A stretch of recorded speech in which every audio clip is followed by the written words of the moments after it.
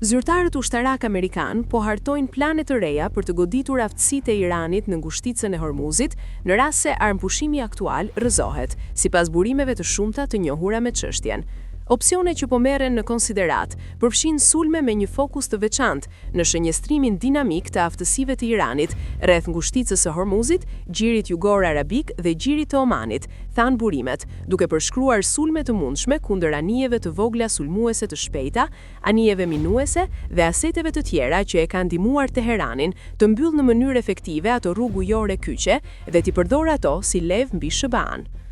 Kjo mbyllje ka shkaktuar problemet mëdha në ekonominë globale, duke kërcënuar të minojë përpjekjet e presidentit Donald Trump për të ulur inflacionin në SBA, dhe ka ndodhur pavarësisht një armpushimi që ka ndaluar sulmet amerikane.